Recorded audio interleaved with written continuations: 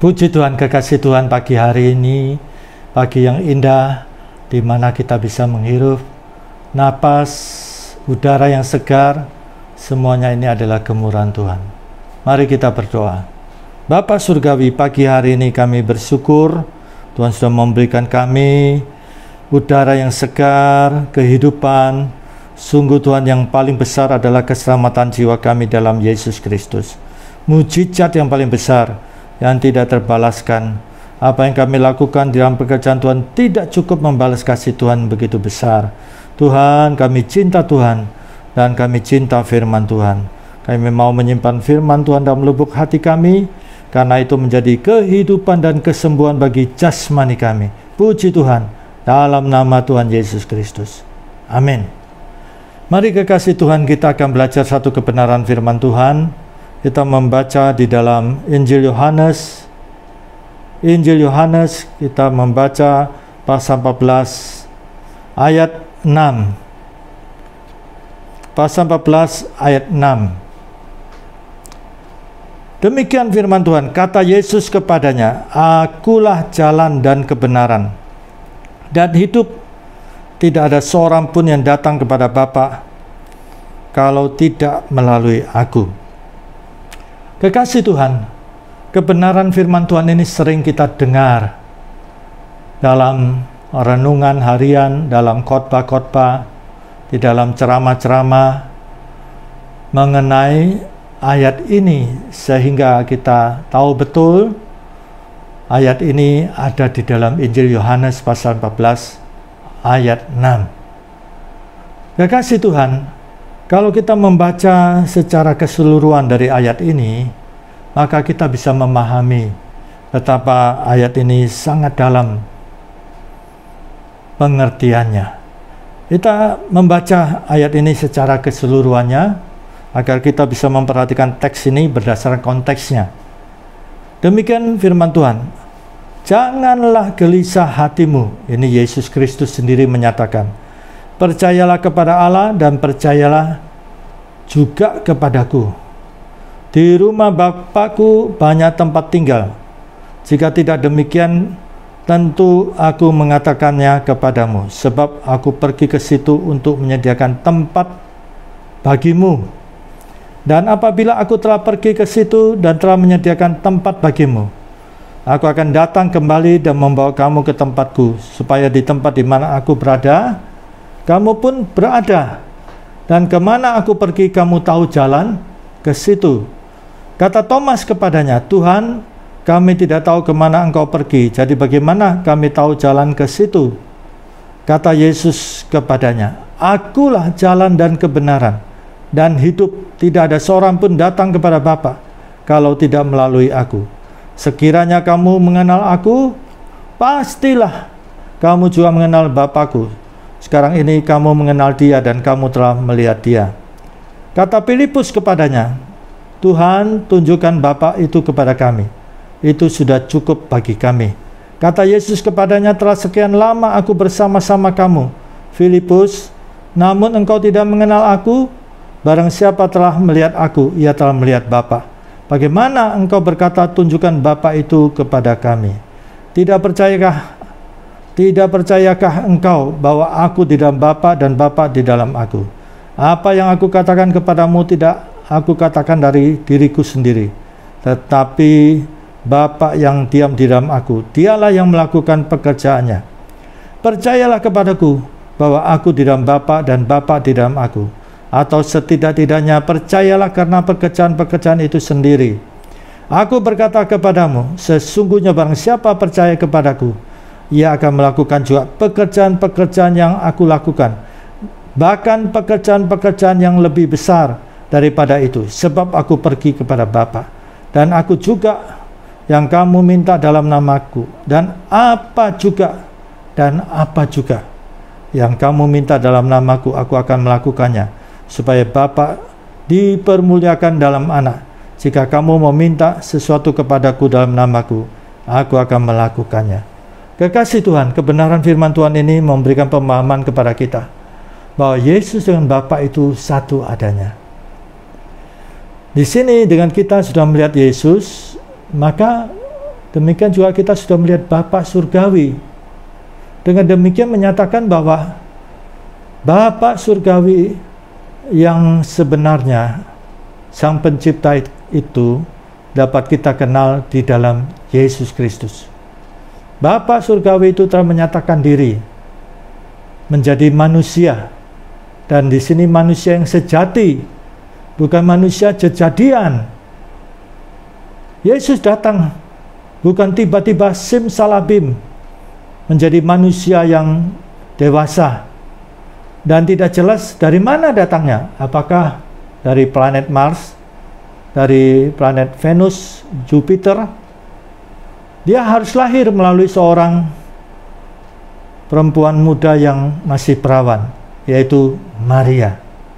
Dengan dia lahir dari rahim seorang perempuan, maka dengan demikian jelas dia adalah manusia yang lahir dari seorang perempuan muda yang masih perawan, yaitu Maria. Dengan demikian jelas asal muasal dari Yesus Kristus. Dia lahir dari Maria yang waktu itu sudah bertunangan dengan Yusuf, dan Maria mengandung oleh pekerjaan Roh Kudus. Dia seorang perempuan yang saleh, dan malaikat sudah menegaskan itu, bahwa Maria akan mengandung dan melahirkan seorang anak laki-laki, dan dia akan dinamakan Yesus. Nama Yesus ini berasal dari kata Yehosua. Yehosua dibangun dari dua akar kata, Yahweh, Yasa. Yahweh di sini menunjukkan kepada Sang Pencipta, yang ada, yang telah ada, yang kekal. Yasa itu menyelamatkan. Jadi nama Yesus Kristus adalah Sang Pencipta itu yang ada, yang telah ada, yang kekal, yang menyelamatkan. Itu sebabnya dikatakan di dalam Yesaya pasal 7 ayat 14, dijelaskan di situ bahwa ya Tuhan memberikan 3 tanda.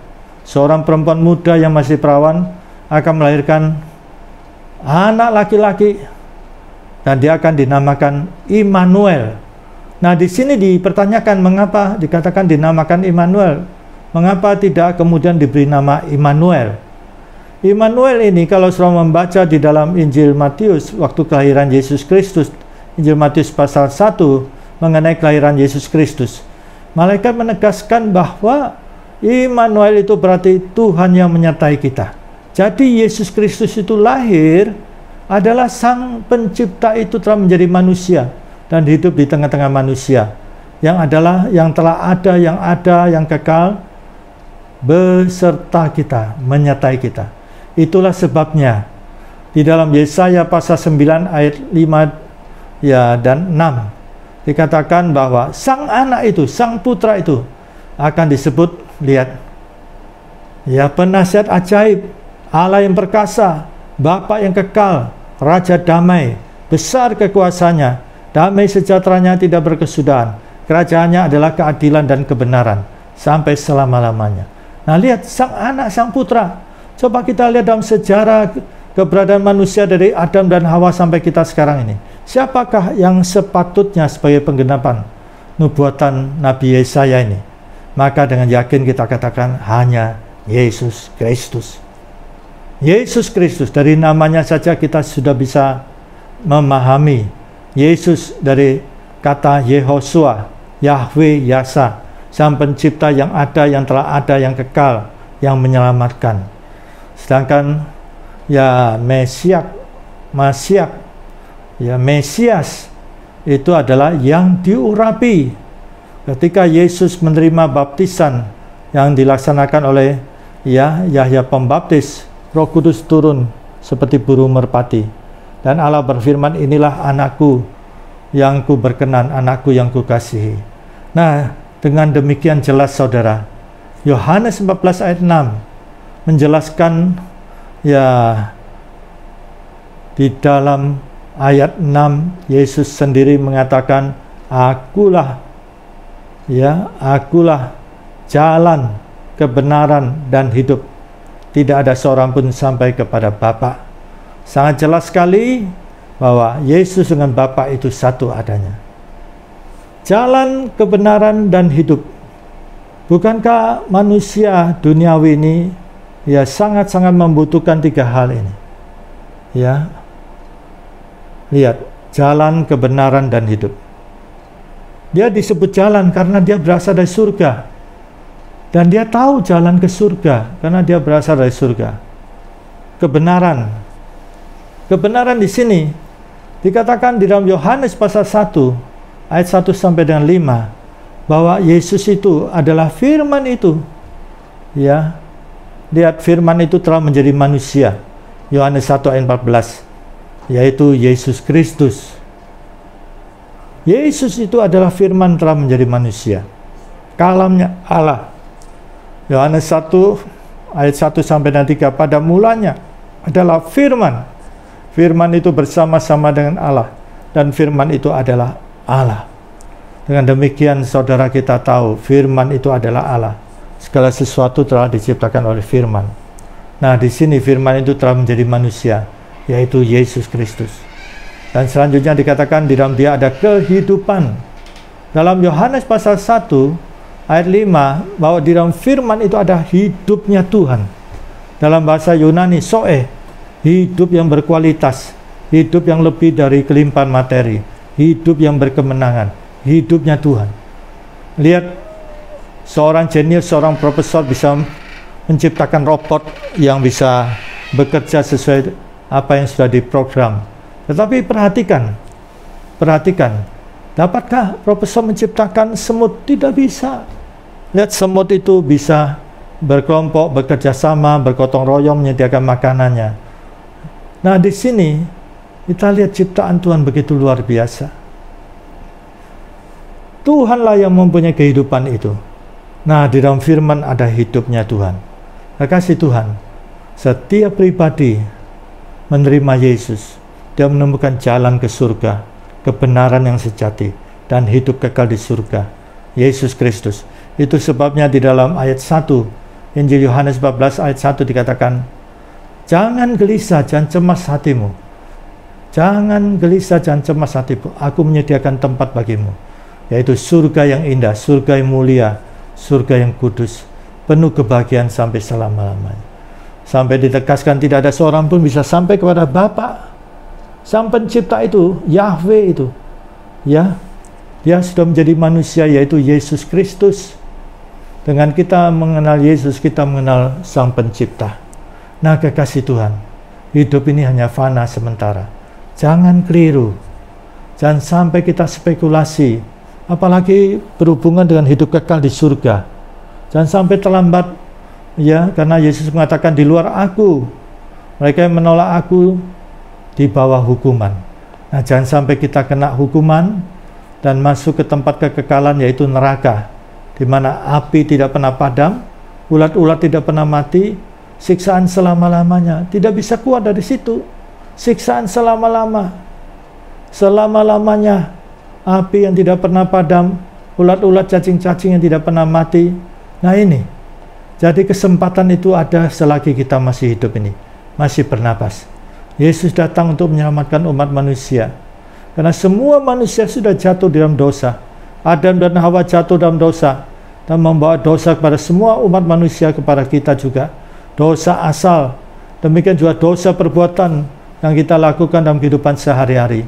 Di sini hanya Yesus yang telah berkorban di kayu salib, menumpahkan darahnya. Setiap kita yang beriman kepada Yesus, dosa kita diampuni. Sampai dikatakan, mari berperkara. Yesaya 1 ayat 18, sekalipun dosamu merah ke remisi, akan menjadi putih seperti salju.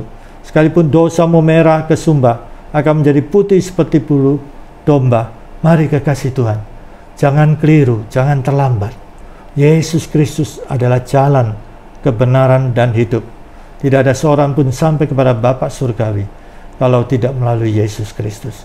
Kekasih Tuhan, hidup ini hanya sementara, hanya fana. Mari, jangan spekulasi. Kita nanti mati ini, apakah kita jelas masuk surganya Yesus, surga yang suci, surga yang indah, penuh kebahagiaan sampai selama-lamanya. Jangan sampai kita keliru masuk ke neraka, di mana api yang tidak pernah padam, ulat-ulat tidak pernah mati, cacing-cacing yang tidak pernah mati, dan itu selama-lamanya. Itu sebabnya jangan spekulasi dalam hidup ini. Mari, Yesus mengatakan, akulah jalan, kebenaran dan hidup. Tidak ada seorang pun sampai kepada Bapa jikalau tidak melalui aku. Amin. Mari kita berdoa. Bapa surgawi, pada saat ini Tuhan, setiap pribadi yang pada saat ini mengalami tertekan, resah, Tuhan sedang dalam kesusahan, sedang bimbang, mari Tuhan kami sebagai hamba Tuhan berdoa dalam nama Tuhan Yesus, dalam nama Tuhan Yesus, supaya setiap pribadi Tuhan, mereka mantap di dalam Yesus. Hanya Yesus adalah jalan, kebenaran, dan hidup. Kalau mau sampai kepada Bapa surgawi Sang Pencipta itu, Yesus itulah yang telah datang turun ke dalam dunia, menyertai manusia, menunjukkan jalan, kebenaran, dan hidup. Mari setiap pribadi pada saat ini, jamah setiap hati, dalam nama Tuhan Yesus, dalam nama Tuhan Yesus, dalam nama Tuhan Yesus. Kami berdoa Tuhan untuk bangsa negara kami Indonesia, diberkati Tuhan. COVID bisa teratasi, vaksin bisa efektif, dan kami percaya yang sakit pada saat ini dijamah Tuhan, dalam nama Tuhan Yesus Kristus. Tuhan tolong satu persatu. Terpujilah Bapa, Putra, dan Roh Kudus. Kasih karunia Bapa surgawi, kasih Tuhan Yesus, dan persekutuan Roh Kudus menyertai saudara mulai sekarang ini sampai Maranatha Tuhan Yesus datang kembali. Amin. Puji Tuhan, Tuhan memberkati.